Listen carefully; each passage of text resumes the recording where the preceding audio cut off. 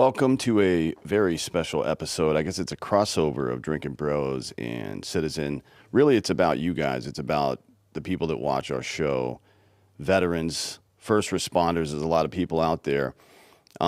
You've heard us talk about over the past couple of months this organization called Smoke Less Vets. And just as a problem statement, there are over 1 million veterans right now who receive care at the VA and report that they smoke. And 52% of them have expressed to the VA in some capacity that they would like to quit. Now, the VA, for whatever reason, refuses to educate the public on the reality of the options available to them and their efficacy. They won't authorize the use of some of these alternatives and have even spread a lot of misinformation, right? So, for example, I'll just give this one out of the gate. E-cigarettes are 95% less harmful than cigarettes. That's a fact, verifiable fact. The VA ignores this study and even suggests that e-cigarettes and vapes cause cancer. Now, this is a problem, obviously. It's something that we see a lot in society right now, that these so-called experts or people in charge in whatever capacity, have an axe to grind, or they're just resistant to change or something. It doesn't really matter what it is, but what it does is stops progress. Now, joining me today are Matthew Kenney and Dr. Timothy Vermillion, people that have both been on Citizen before. You've seen them before. And they are deeply involved in this. Thank you, gentlemen, for coming. Welcome to the show. Thank you. Good to be Thanks, here. Dan. Yes. So first I want to go to you, Matt. Tell us about Smokeless Vets, what it is, how it started, and what the aim of this organization is. Thanks, Dan. Yeah, I'm really excited about this initiative. Smokeless Vets is a dedicated initiative created by a bunch of veterans like ourselves. We're on a mission to try to help 1 million veterans quit smoking by promoting harm reduction and modern cessation methods. I think we recognize as veterans that they face unique challenges in trying to quit. And we want to emphasize the importance of some of these innovative tools and other reduced risk alternatives to help veterans quit smoking.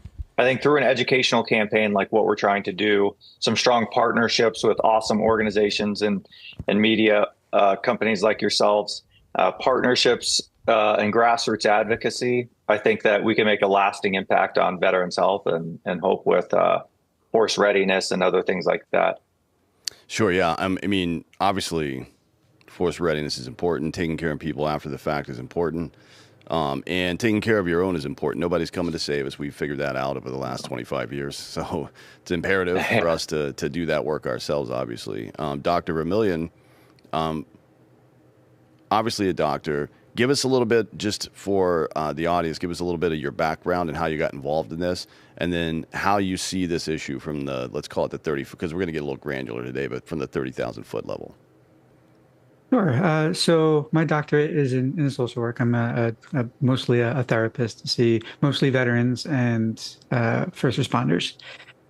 So I got into this because I've been working with demand reduction with organizations like Partnership for Drug Free New Jersey over a long period of time. And most recently, it was last March that I did something with harm reduction and related to opiates.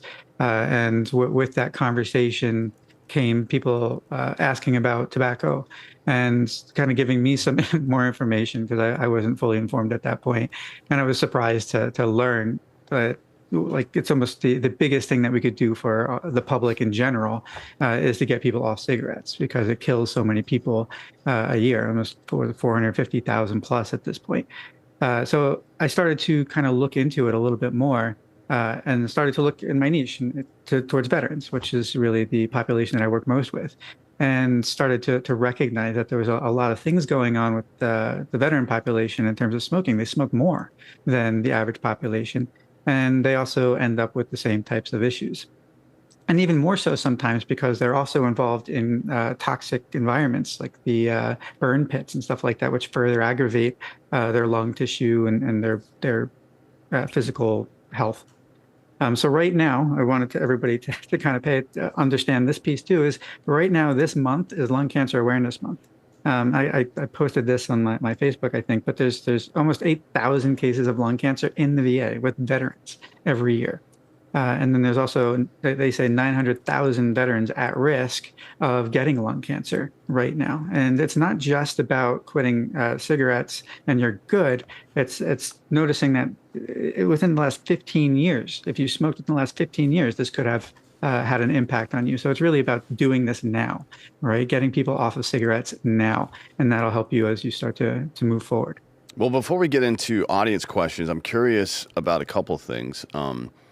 The first one is you're suggesting that, and I think this is obvious, but I just want to make it clear that smoking can be a compounding factor. There's not a whole lot you're going to be able to do about avoiding burn pits and explosions when you're in combat, right? Or even sometimes on military bases.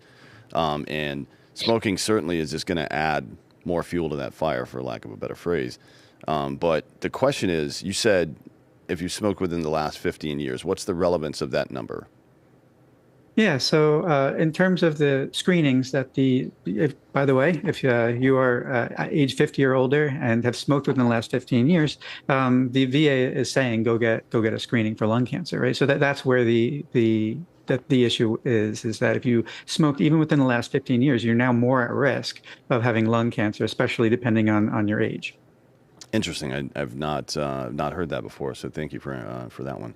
Okay, now we're going to get to, we'll start. We've got a pretty good list of questions from the audience here, and then we'll talk about some anecdotes later. We also have people in the chat who are going to chime in.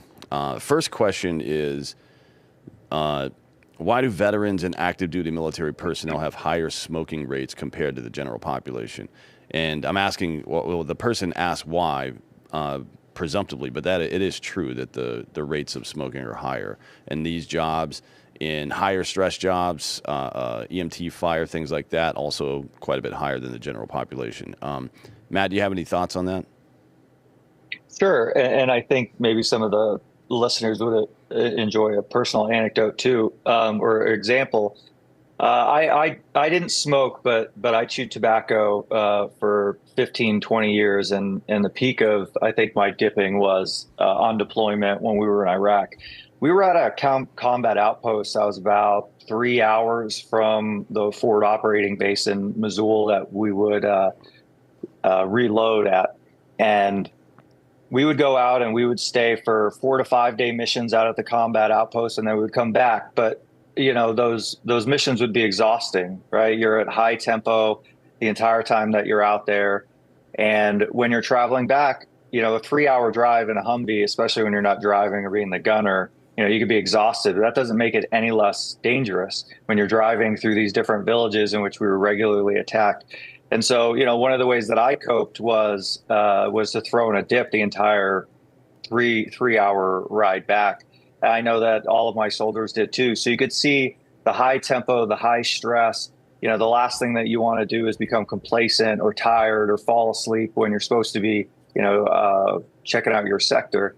So I think that that's a good example. Like, it becomes a necessity. It also, becomes the one way in which you can kind of relax with your buddies, throw a dip in or a cigarette at post mission, kind of talk about what's going on. So I think that there's a lot of reasons why it becomes a part of your habits and the things that you do every single day. But I do think that we've got some good solutions to provide too. Sure. Yeah. You're talking about staying alert, really, in a lot of ways. Yeah. And it's an interesting idea, and it's why, cold turkey smoking cessation, one, is usually ineffective. Some people can pull it off. But also, there are nootropic benefits to nicotine. There's a lot of them, as a matter of fact. And we've gotten ourselves into a situation where we're kind of throwing the baby out with the bathwater, but it does feel like it's making a comeback thanks to a couple of people, including you guys, who are talking about this stuff. I think this is a really good question. This is my favorite question out of all of these that are asked, because it just leads down so many different threads. But certainly, high stress job where you got to be alert, nicotine's going to play a factor, no matter what form it comes in my opinion. Then, of course, there's cultural acceptance. Over the last, let's call it 25, 30 years, The cultural acceptance of smoking in the workplace, for example, has gone downhill dramatically. Taking a smoke break for 15 minutes a couple times a day isn't really something that happens in most modern offices. But in the military, that's not a thing, right? We do a lot of sitting around. For as much work as we actually do, there's a lot of hurry up and wait. Yeah. And we call it smoking and joking, right? You're hanging out with your buddies after either bored in combat or after some high stress event, getting back for a patrol. Just sitting around ripping a heater is kind of a ritualistic thing, right? And then in addition to that, and this is something that Doc, I'd like you to talk about. One thing people don't know that's also a factor in tobacco with military people is that it's quite a bit cheaper on military bases. And there's some pretty good data to back this up, actually. So there are no state and local taxes applied, which means if you're in a state like New York that has a really high sin tax, as they call it, that doesn't exist on a military base, right? So it's not $16 a pack for a pack of cigarettes; it's $4, just like it is in every other state, right? Then there's just the way the DoD handles putting products on a military base. Typically what they do is they take the lowest competitive price in the country, and then they reduce it by 5%. So it's even cheaper than you can get it anywhere, regardless of the tax, right?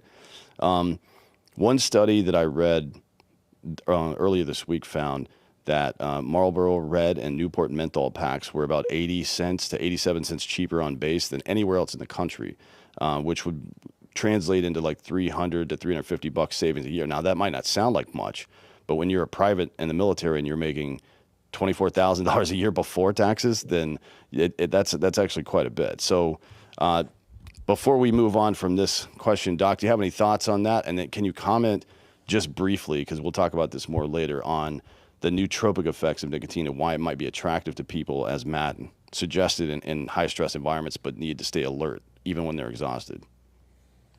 Sure. So having more access to cigarettes definitely make it easier to get and more people to have it. There's a social component with smoking. So if it's cheap and people can easily get it and they do it together, then it develops this feeling state, a camaraderie, right?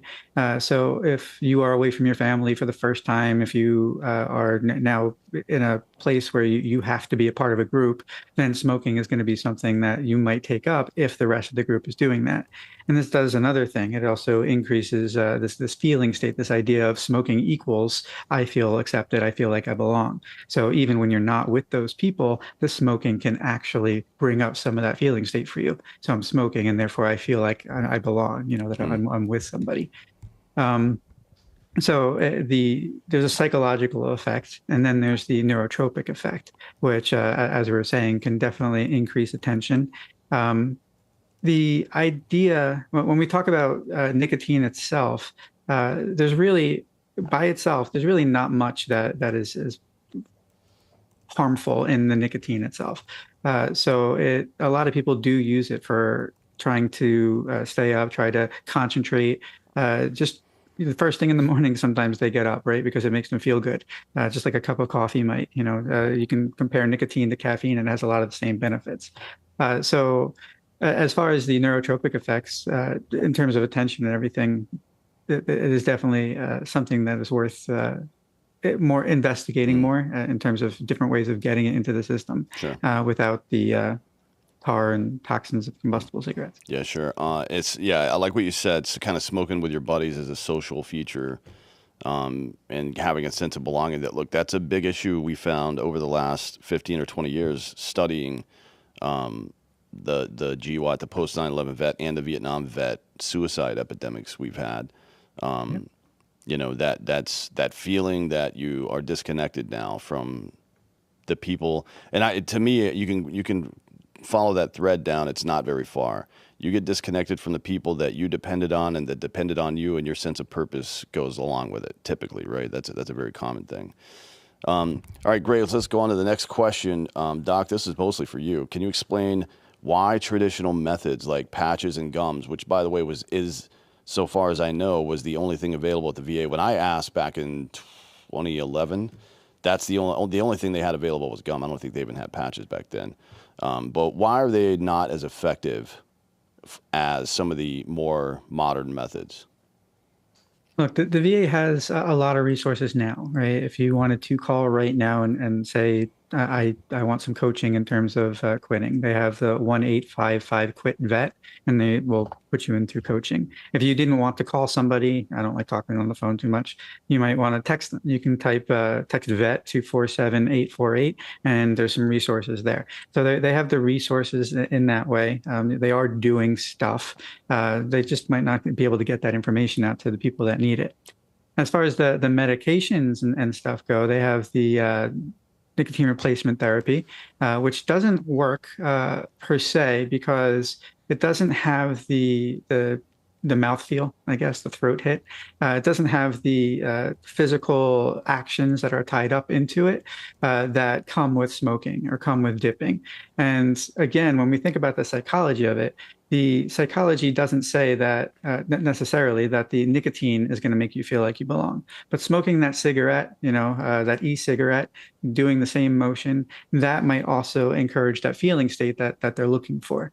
So by doing something that is closely related to combustible cigarettes, to dipping, that will help with people sticking with a replacement type therapy, which again, the nasal spray, I think they have now, the lozenges, the gum, they don't have that.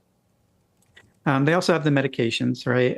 Interesting thing that I like to think about the bupropion and the, I can't even say this word.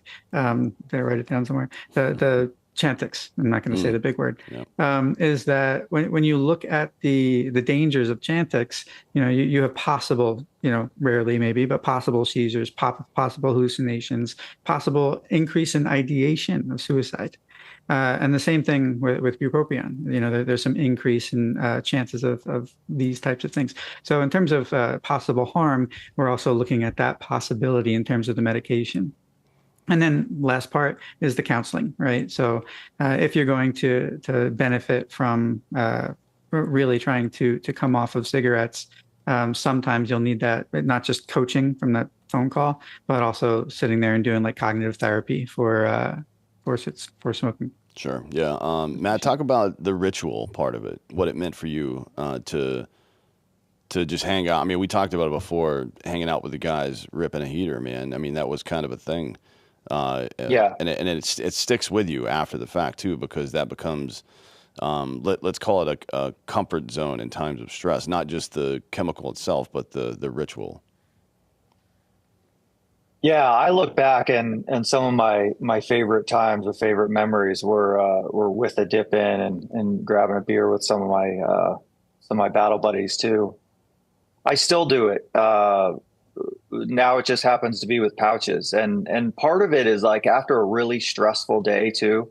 I've changed a little bit I usually just throw one pouch in or something like that at the end of the day. And I still enjoy it. It's still like kind of a good mental break for me. I think it really is that, like, I've been doing it for so long, throwing in a lipper, right? And like, so that same sensation of being able to put a pouch in and instead of the lipper. And as a side note too, my wife is a whole lot happier, right? I'm not like, I have spitters all over the place, or not, knocking over onto the carpet. But no, I mean, that's still something that we do. And what's interesting is I run into like buddies, and one of the first things, like, military and veteran buddies, and one of the first things that they do is, pull out their tin of pouches now. And we're like, yeah, you want one? And like, you'll share. And it's still part of the culture to like, and I don't know how to explain it outside of that, except that it is a kind of a part of our military culture. And it's a way for us to kind of quickly, restart that bond and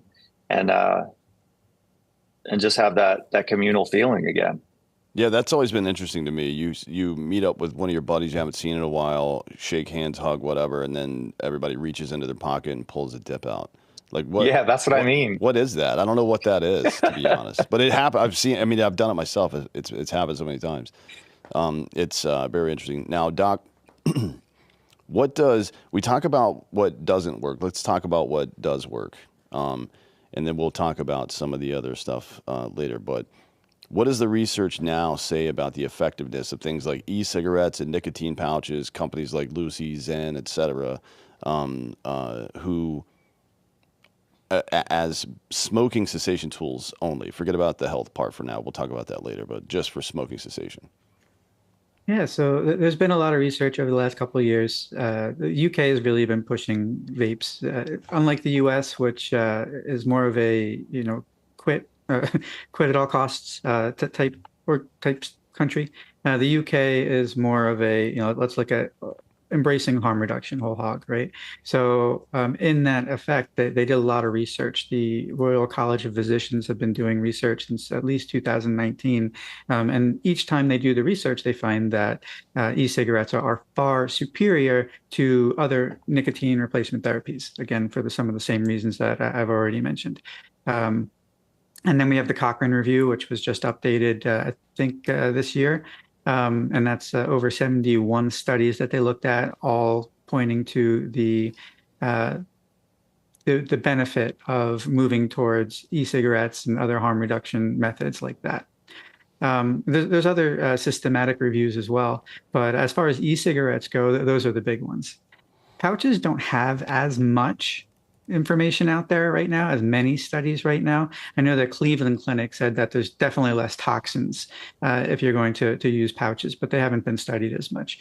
But I know that we're going to probably touch on this a little bit later as well, but Sweden, they're down in the single digits as far as their country, the whole country smoking rate, which is really like crazy in comparison to the rest of Europe, which is in like 25% of smokers still, even higher than that, I think.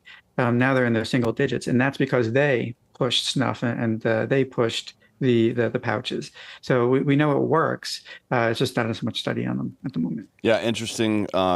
Sweden, especially because you'll see on social media, you'll see extremely attractive women with a top lipper, Zen or Lucian. It's like, all right, cool. I guess we're doing that now, which is quite a bit better than smoking, obviously. So no shade there. The next question is, what harm reduction strategies are being successfully adopted in other countries? One, you just alluded to one in Sweden there, and mentioned the UK as well. And why is the US lagging behind in adopting these methods for veterans? Now, you mentioned the UK. The US has always lagged behind in these situations. No, for whatever reason, I don't understand it. Maybe it's bureaucracy, maybe it's something else, who knows. But the Israeli government, for example, has been researching CBD since the 1950s. They've been researching psychotropic drugs to treat things like stroke victims and autism and post-traumatic stress, and as a therapeutic since the 1950s as well. Doc, why is that? Why are other governments so far ahead of us on some of this stuff, even though we have all the resources you could ever want? Yeah, it could be, over-regulation. I know the FDA with the psychedelics, with the psilocybin, the shrooms, they were just pushing back against that. And the VA and their, a rebellious phase, I guess, decided that they're going to push forward, despite what the FDA said in terms of their research. So that was interesting to see. But as far as the U.S. goes, it's mostly has to do with our regulations, and still there's this culture, and I think that we might have actually spoken about it a little bit in previous discussions. But there's the culture of people should quit, right? And harm reduction is not a healthy way of quitting. It's just do what you need to do to quit. And I think that's a larger perspective that we have in the U.S. than other countries might. So I think it's a cultural shift that we have to kind of look at, and I think that would be helpful. I think one of the Matt, I was going to ask you what you thought about that. Go ahead. Sorry. One of the things that I was thinking about one of the things that we identified was that a lot of our veterans don't know about these alternatives and that the positive benefits. And I think that that's a big part of what we're doing at Smokeless Vets, is trying to get that education out there, because, the products are there. I think obviously what we want to see is responsible organizations like the VA to include more of that education. But I think that's a pivotal point, and what we need to do is educate our veterans about these different alternatives. Yeah, I mean, that is a good point. Not knowing that something exists. Like, people know that pouches and vape exist. Obviously, they know that it exists. What they haven't heard is the connection, right, between those products and cessation of smoking. And I think part of it is that there's not very many people talking about the actual benefits of nicotine. It is, Doc, as you mentioned, it is kind of in our culture to, to I don't know, clutch our pearls about some of this stuff for one reason or another. And on the psilocybin thing, you can thank a couple of organizations, Heroic Hearts, Marcus and Amber Capone, a couple of organizations to push that narrative about the benefits of psilocybin to the VA. So that's very good. Next question, and we're gonna start getting a little granular here. How can switching to less harmful alternatives like e-cigarettes or pouches or whatever potentially save veterans' lives? What does that look like? Like if from a medical standpoint, Doc, what's that look like? Yeah, so this goes back to the harm reduction piece. And when people come in and have tried to quit, it's a very difficult thing to quit cigarettes. And some people don't want to quit. When they talk about how many people want to quit and they say it's like 60, 70, all the way up to 90%, there's 10% to 40% that don't want to quit. So one of the things that we have to kind of, again, educate them on is the dangers of the smoking. And we can also let them know that this smoking or using a vape or another product is 95% safer. And one thing that we can do in terms of making a healthier choice is to make that decision. It's like, okay, this is where you are now. What's the first step that you can take, right? And that first step might be moving to a healthier alternative, which again could be a vape, could be a pouch. So once you make that first step, you can choose to make other steps, but it's really making that first step that's going to have the most impact, because that's a success. So when somebody says, I've been trying to do this for years and I'm still smoking a cigarette, then we say, okay, let's take this first step. Let's try to move you off of the cigarettes and maintain your nicotine intake in a safer way. Right. And then if they do that and it's a success, then if they want to make another step, they could possibly do that and have more success in the background that could help them, encourage them to continue moving forward. Yeah, just almost like getting the ball rolling. You know what I mean? I think consider it a barrier to entry almost. Like one, not knowing that the option exists, or two, not understanding the correlation between that option and smoking cessation specifically can really be a hindrance. I mean, a lot of people, I think of it like diet and exercise. People look at the options to improve themselves through diet and exercise, and they don't see things that fit into their daily life. So it's like, oh, well, that's not an option for me. It's like, all right, well, you want to dig a little deeper, but part of that is certainly the education being out there, the information being out there. Now, Matt, since you've worked in public affairs and politics before, I want to ask you, what is it that the VA, the Veterans Administration, should be doing differently right now? This is a big one because, one of the highest touch points for people once they leave the military is the VA. It might be the highest touch point. And right now it's not getting done, right? So from your experience, what do you think they should be doing?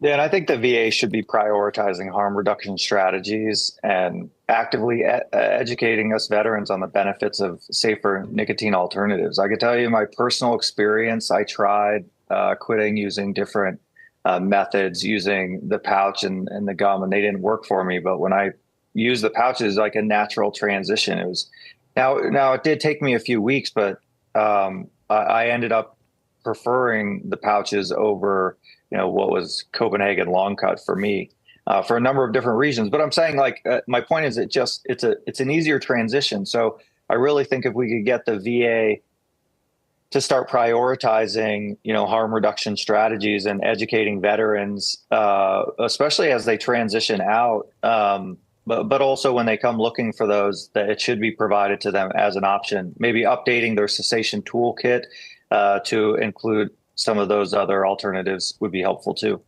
Now, have you, we talked about psilocybin, it's making a little bit of a move into the VA now. Are you familiar with any other success stories about strategies we have as a community have used to course correct the VA? Because there's been problems over the years, right? But certainly I think anybody that looks at it, the VA, look, it's an organization, they're going to make mistakes, obviously, still, because it's an organization of people and people make mistakes. But it's quite a bit better than it was when you and I got out of the military, frankly, right? I mean, quite a bit better. It is.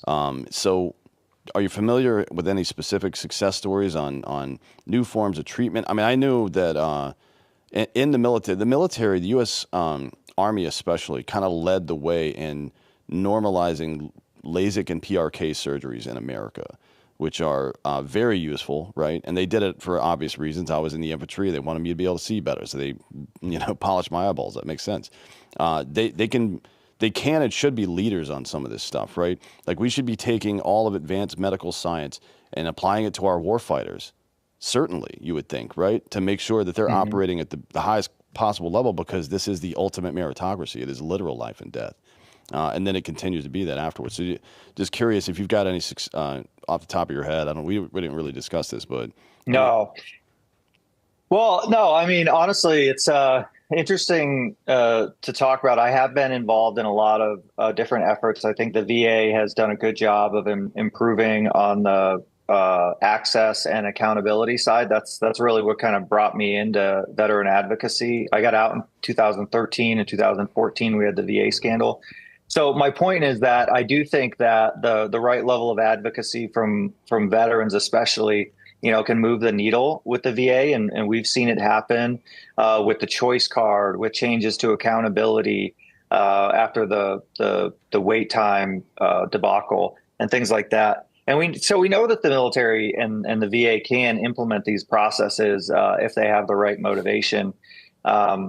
You had asked about other success stories too, and I kind of just remember how quickly they were able to introduce that quick clot bandage. You remember that wasn't there when we first started, but towards the end it was like, I think it was called like rapidly equipping force. Almost everybody had it so quickly. And so we know that they can move quickly if they want to. And I think that this is an area that is a win-win for everybody. Like I said in the beginning, look, this is a force readiness thing for active duty. I was an officer, and I just remember how many soldiers had dental issues or medical issues and were non-deployable because of that. And so, knowing that this is significant and healthier, I think that, on the active duty side, there's a lot of incentive for it. But also, like we pointed out, we could get 1 million veterans to quit smoking, and that's part of our goal. And I think there's a lot of opportunity there, and for the VA to do something really great for the veteran population. Yeah, absolutely. Dr. Vermillion, your thoughts on what the VA should be doing differently? Yeah, so they are pretty good at thinking outside the box or letting people in. They have transcranial magnetic stimulation. They have the compression sickness container, right? That they use that. So they have things that are out there. Again, the psilocybin, right? They have things that they're trying. They're out there, looking at.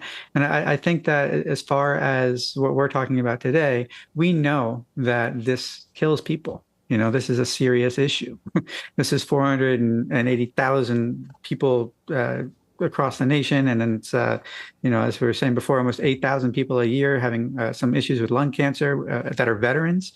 So we know this is an issue. We know how many people that it's affecting. It's probably far more than the transcranial magnetic stimulation or the compression sickness thing is going to help, right? So it makes little sense as why we would want to sit back and just kind of, see what happens, right? We should get out on the front of this movement, knowing full well, based on what's happening in the world, that this works, right? This harm reduction strategy, moving towards less something that's 95% less harmful. We know this works more so than these other things that we're just trying. So let's move into doing that. Let's move into changing our stance on, again, vaping and pouches. So those are my 2 cents. Sure, yeah. I mean, I 100% agree. We got to be leaders on any issue, because that's what the military is supposed to be. And Matt, I know you'll agree with this. Your service doesn't end when you take the uniform off. In a lot of ways, it's just beginning, because you go back into the general public and you take that experience with you, right? And it's meant to make our country better. And to that point, one of the ways we make our country better is by not wasting people's time and money. And explain to me, if you can, how adopting these harm reduction strategies for veterans saves taxpayers money in the long run.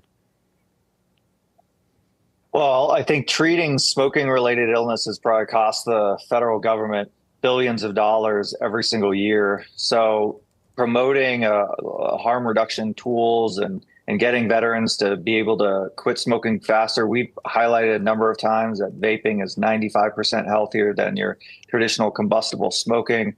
So I think all of that leads to a reduction in costly preventable health issues. Doc, what do you got to say about that? I'm just looking up some data here, but I'd like to hear your thoughts on that as well. Yeah, and besides the cost of the health issues is the cost of lost work days. If you are smoking, your immune system isn't as primed as it could be. So if you're still in the military, that means if you get injured, it takes you longer to recuperate, and so you're not getting back out to the front lines to be with your unit, do what you came to do. And of course, the healing issue is also an issue with the veterans and the VA as well. So on either side, it's not just the cost of how much it costs during doing the medical stuff, but it's the cost of lost work days and even the cost of lost missions on the inside of when we're still working. Sure, yeah, and I'll add to that just the old adage: an ounce of prevention is worth a pound of cure, and we can quantify that in actual numbers. If there are 8,000 people showing up to the VA each year with cancer and they're being treated by the VA, cancer drugs on average, good drugs and treatment on average is about $285,000 to $290,000 a year. That doesn't include, as you mentioned, the loss of time and all this other stuff. It also doesn't account for the personnel at the VA are working, but this is a lowball estimate. That's $2.3 to $2.5 billion a year that the U.S. government is having to spend just trying to keep these people alive. I'm going to guess, I don't know for sure, but I'm going to guess that some vapes and pouches will cost considerably less than $2.5 billion a year. Yeah, so on that note, we're here talking about all this stuff. What role do you think that influencers and public figures play in spreading awareness about better smoking cessation options for veterans? Matt, well, first, individuals like yourselves reach large audiences, and I think maybe helping us to normalize these alternative methods for quitting smoking, helping us increase awareness of the newer and effective tools would make a huge impact on the initiative. Sure, and I'll add, friends of ours, Omar Avila, Crispy, some of you know him as Jared Taylor, obviously one of our business partners here, the Hodge twins. A lot of people have jumped on board with this because most of them have used tobacco products and stopped using one of these methods, and they all have a personal anecdote of struggle going through the whole thing. I'll add this, that every one of you is an influencer to some degree, right?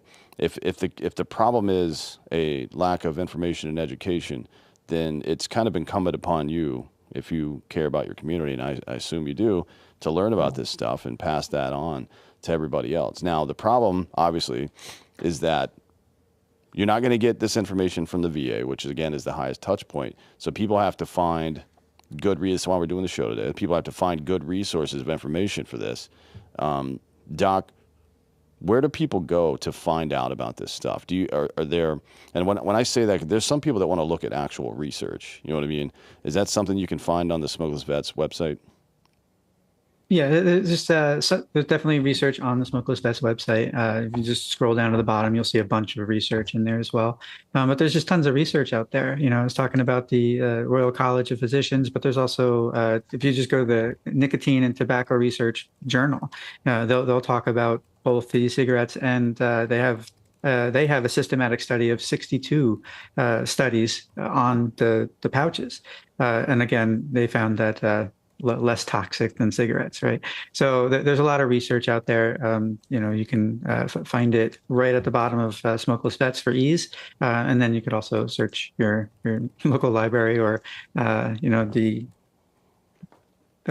Google. It's out there. Yeah, Google is helpful sometimes. Dan, you did mention too that one of the, and we've found this is one of the fastest using demographics of some of these alternative methods are younger women too. So hopefully they could help us educate our younger men on the positive alternatives too. Yeah, for sure. Yeah.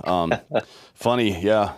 Matt, again, having worked in public policy then, We know what's effective. We have research to back up that claim, right? So we're arming people with the truth. Now I want to ask you, what can veterans and their families do to advocate for better resources and support from the VA? And I'll say this, since you've worked in public policy, I would like to explain this in simplest terms for the average Joe, because sending emails and social media posts and stuff like that kind of feels like shouting into the void. It's like you write something, you put a letter in a bottle and throw it out in the ocean and hope somebody reads it. The VA is a very large organization. I think they've got 350,000 employees or something like that. That's a monolith. That's a very difficult apparatus to communicate with. So what strategies can people use to get some actual work done here? Yeah, I wouldn't. I don't want to discount maybe sending correspondence into the VA. I do think in at certain times that could be incredibly effective. But I think maybe an easier and more impactful way is to talk to your local politicians, both down at the legislature, because they're going to be able to influence your in-state. In Arizona, it's called the Department of Veteran Services, that itself could include educational materials and do updates as well. But I think talking to your new member of Congress in Arizona, we have especially a number of members who are now in swing districts. And I think if we're going to make a real impact on the VA, it's got to be done at the federal level. And there's no, I think, greater champion than getting your member of Congress to get on board with what we're trying to do at Smokeless Vets, and to reiterate those during their committees that oversee the VA.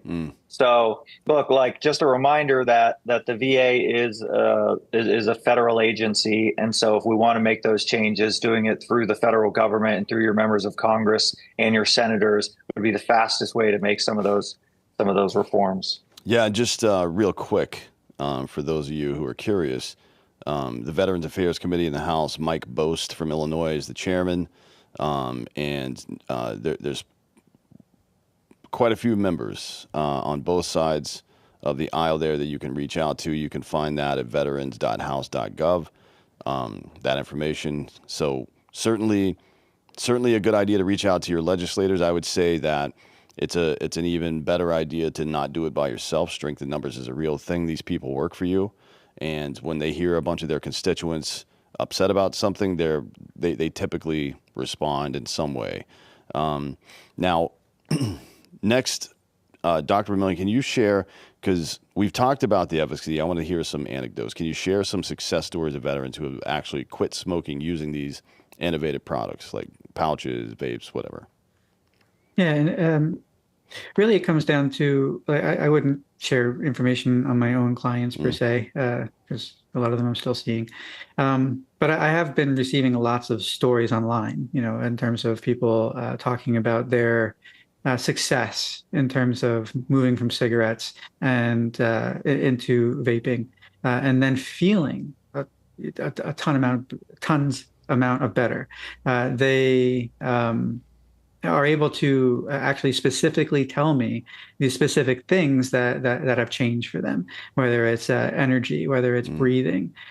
So that they can actually tell me specific things that cutting out the smoking and moving towards vaping has helped them. And they're still vaping, the two that I'm thinking about right now, but they're feeling much, much better having changed from cigarettes, a combustible cigarette to an e-cigarette.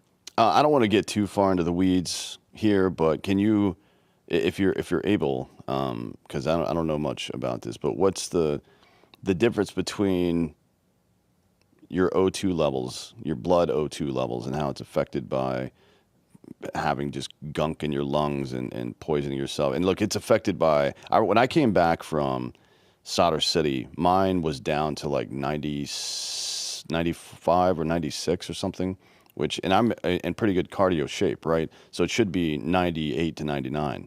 It was very affected. I couldn't figure out why it was. It was like, oh, I'm smoking a pack and a half of cigarettes a day. That's probably, like, it just kind of dawned on me, like it wasn't obvious what the hell what was going on there. But can you talk about how that affects you physiologically? Obviously, it's not good. Yeah, and I can touch on it because it's not my scope of practice, Sure. not a medical doctor. But when you're smoking, and I think you could actually go online and see you still there? Oh yeah.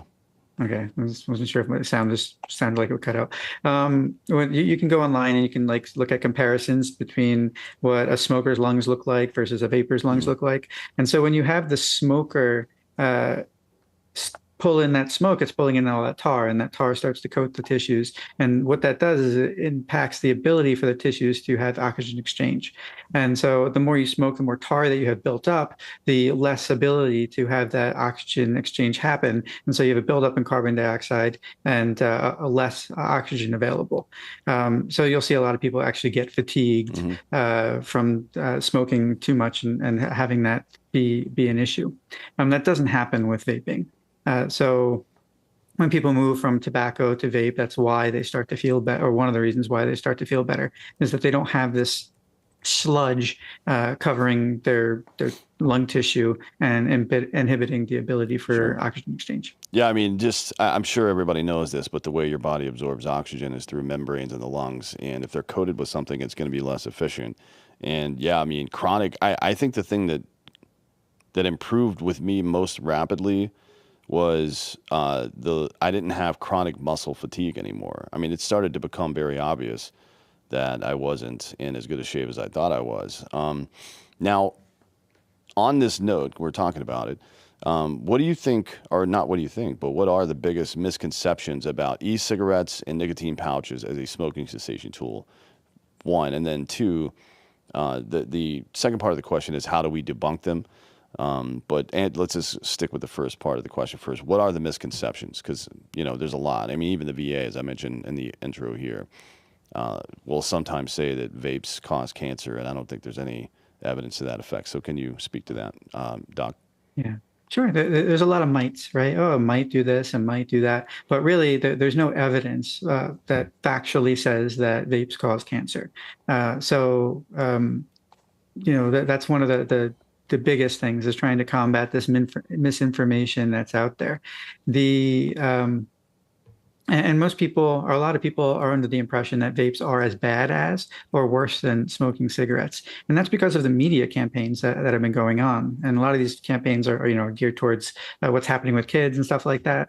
On the plus side, teen smoking's down, teen vaping's down. So it's not a threat, right? So that's not as much of a threat. So let's not look at that. Let's not focus on that. Let's focus on the fact that people are actually dying of smoking cigarettes, right? And we can have them have a huge improvement in their health and their longevity if we can move them off of the cigarette. So that's, again, combating that misinformation, right? Recognizing that vaping is not killing people. It's not causing popcorn lung, right? In general, that's it wasn't a vape cigarette that did that. That was something else completely. But everything that gets compounded, which isn't unhealthy, right? Which is unhealthy in terms of having good information. So yeah, that's what I would think. Yeah. Matt, do you have any thoughts on that?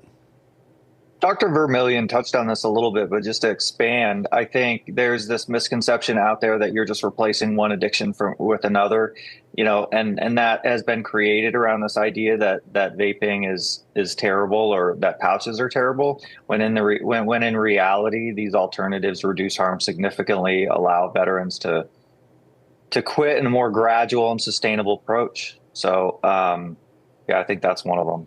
Sure. Yeah. I mean, I don't know. I'm addicted to water. I drink water every day because it makes me feel better and keeps me alive. I guess you could say I'm addicted to caffeine because I want the nootropic effect for it, but it's a choice I make.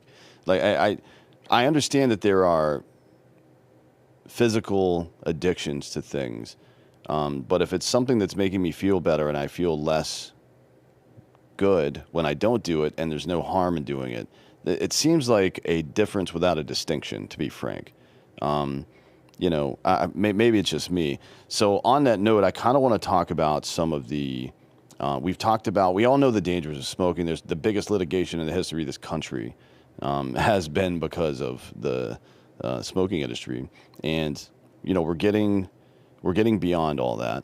So now we're starting to, we're drinking through a fire hose. There's a lot of information out there. That popcorn lung, I remember this. Somebody actually said that to me 2 months ago because I was I was smoking a Juul or something like that. Somebody said that to me. I'm like, yeah, that's not real, right? That's not a thing. That's not something you need to be concerned about. Now, I will say, for the sake of argument, get your products from reputable sources and don't buy them out of somebody's trunk of their car or anything like that.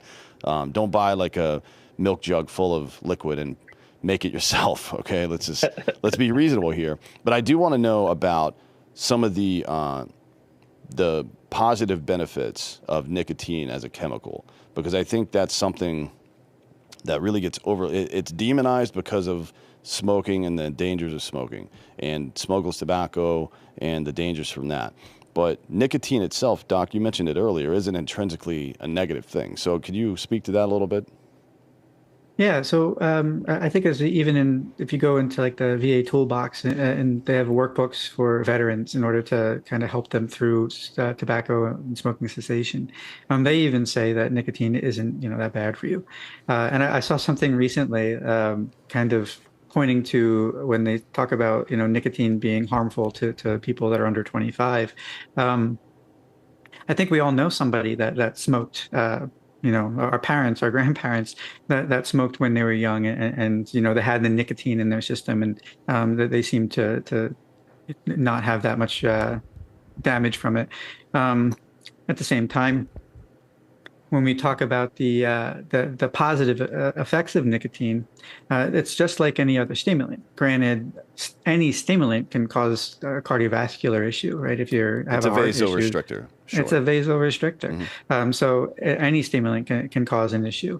I guess the big fear is that it's addictive, right? And we hear that word addictive, and that in itself sounds bad. If we lose control, that would be an issue, right? If we lose control of our ability to do anything, would be an issue. But as far as anything else, other than being addictive, there doesn't seem to be any issue with the nicotine itself, other than it being something that helps people feel better, depending on how they use it. Sure, yeah, and there's quite a bit of research on this now. I'm sure we've been talking about it for years on the show because On It, the organization here in Austin, run by Aubrey Marcus, they've been into the nicotine use a lot. Rogan's talked about it a lot.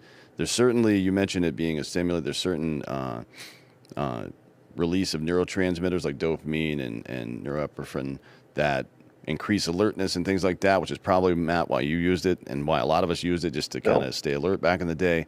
There's also neuroprotective effects. There's good research.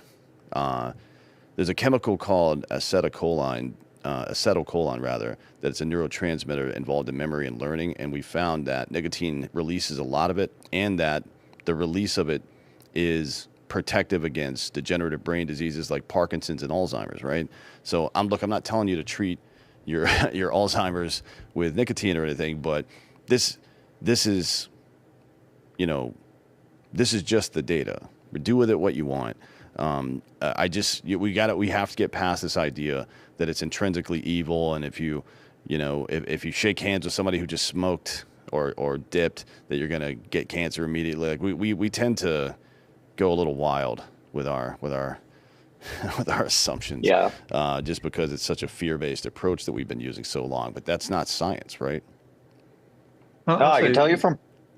Go ahead. Sorry, Tim. From personal experience too. I don't know. I didn't share this. I think we talked about it on the podcast before, but I went from active duty into law school. I mean, I was still on active duty when I started law school, and I still used nicotine. I thought it was hugely helpful throughout all of that with the memory and learning. I thought that it helped improve my focus and alertness too.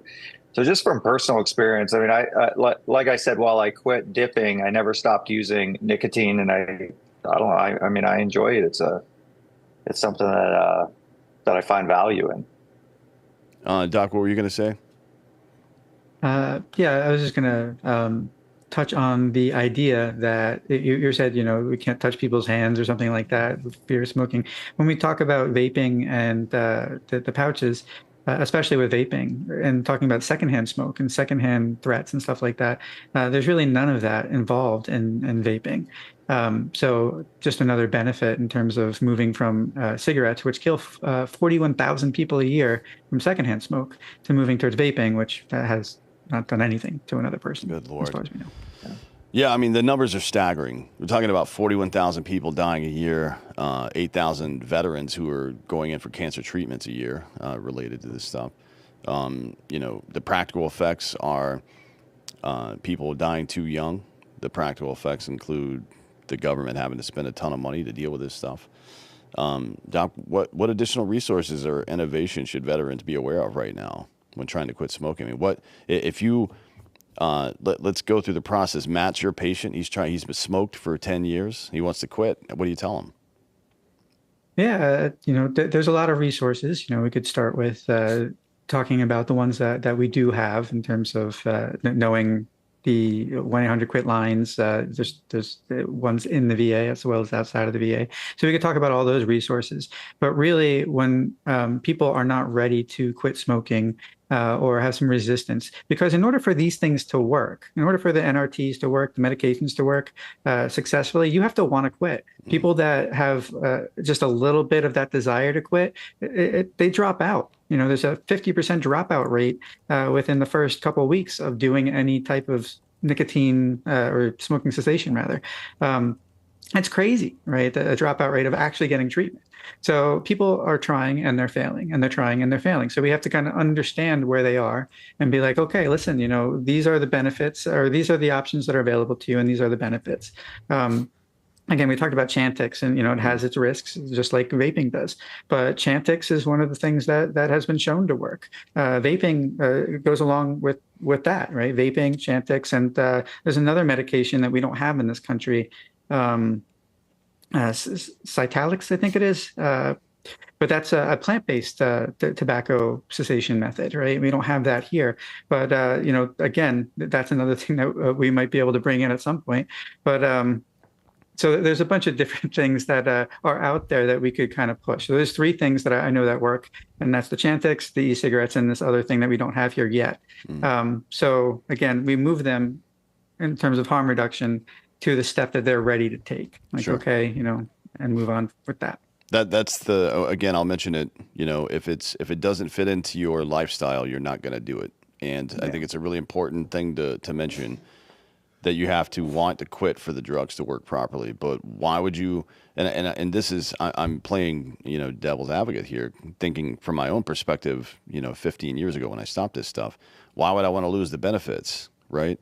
So I think it's, one is educating people on what the treatment options are out there. If you don't get much out of the nicotine and you want it out of your life, then fair enough, maybe the drug's right for you and you better be motivated to do it. But if it's, if you want to maintain some of the benefits without the risks, then, you've got a couple of pretty decent choices out there now. Now, I'm reading down this list of testimonials that our audience sent in, and it's the same thing over and over. I've been trying for years, over and over. I'm okay for a little while, and then I stop. It's like, look, I tell people this all the time with their diet and fitness journeys, and I just mentioned it a second ago. If you don't actually want to do it, 1, and 2, if you don't tailor this thing and to your lifestyle, you wake up at this time and go to sleep at this time, your day is this busy. If you try to create a diet plan or an exercise plan that doesn't fall within those parameters, you will fail, right? So you have to be smart about this stuff and use the things that work for you. Before we get out of here, because we're getting close to the end of the show here, I really want to give people a specific call to action about what they can do, where they can find information, and then if they see the information, okay, now I can follow up with this or whatever. Matt, I'll start with you. Tell us about how people can engage with smokelessvets.org, get the information, and maybe even get support. Yeah, look, don't give up. If you're dealing with this issue on your own, know that you have more options today than ever before. I think that quitting is possible. Let's explore some of those harm reduction tools. If the traditional methods aren't working for you, as a veteran myself, I found that these alternatives can work. I think you go to smokelessvets.org. You can follow me on Matt Kenney USA on X, and we'll try to continue to share more information through those 2 mediums. But also, if you have an opportunity, share the information you learned today on the podcast with some of your friends who might be struggling with those same issues, and let's help 1 million veterans quit smoking. Absolutely. Just like you When you go vote, you grab somebody and take them to the polls with you. This is important. It's about our community. It's about keeping people healthy and you know, making sure people aren't dying too young. It really is. Doc, Yeah. you know, obviously smokelessvets.org. Some people might need a little bit of extra support. Do you have any recommendation for them on that? Yeah, again, you know, you could do the VA stuff, the quit line, that's good. But one of the biggest pieces in maintaining your abstinence from cigarettes, right? When we're talking about just cigarettes at the moment, is to get constant help over time. So try to make sure that you have good support structure, your family, friends, people that know that you're trying to do this. And then make that just today. Make that decision to take the safer, the healthier option and go and move from cigarettes to a vaping, or if you're a person that dips, move to the pouches. That's what you can do right now today, as soon as we're done this, is to throw away the cigarettes and go pick up something that's 95% safer and healthier for you and your family. Sure. I mean, that's a pretty easy sell for me, right? On two fronts. One, I tell people this all the time. If you don't want to eat junk food, if you don't want to be tempted to eat junk food at 10 p.m. or midnight, don't buy it. If it's not in your house, you're not going out somewhere to go get it at 10 p.m. If it's not in your home, if it's not convenient, then you're not going to use it. So resist the urge to have it around. And two, obviously, is if anybody came to you with a verified sales pitch that here's the same thing you're doing, but 95% safer, you'd have to be crazy not to take that, right? That's the best deal you're ever going to get anywhere. So thank you guys for coming today. I really appreciate all the information. I'm really hoping that people will share this, share smokelessvets.org. It is really important. This poison has taken too many of us. And I've seen buddies, family members for years. We've been dealing with this stuff. Now there are real options. Now there are real options where you can, you know, avoid the negative stuff and even benefit from the positive stuff, right? We're in the best possible time to deal with this situation. Before we get out of here, any closing thoughts from you, Doc? Just, you know, again, make that first choice today, right? Move off of something that is gonna hurt you and move to something that's 95% safer. It takes a while to, it can take a while to move off of cigarettes, but if you take that first step today, then it'll be one step towards that goal. And Matt, anything from you? Anything about smokeless vets? Look, I just want to share that if I could do it, I think that you can. Obviously, it's hugely beneficial to your health. You got to take care of yourself, got to take care of your family. So let's get these veterans and service members off of cigarettes and onto healthier alternatives. That's right. Remember, folks, it's not always about you. Life, and especially if you're a service member, you know this, or a veteran. Being strong and being healthy is about what you can do with that, protecting your family, providing for your family. So, you know, get out there and work on it. Don't give up, like Matt said. Never give up on that stuff. It's too important. And finally, go to smokelessvets.org. Check out all the information. If you've got any other questions, you can find all of us on social media. You know where to find us. And you can reach out to us directly. Thank you again, gentlemen, for coming. Really appreciate your time today. And thank you all for listening. Please share this. And please stop smoking.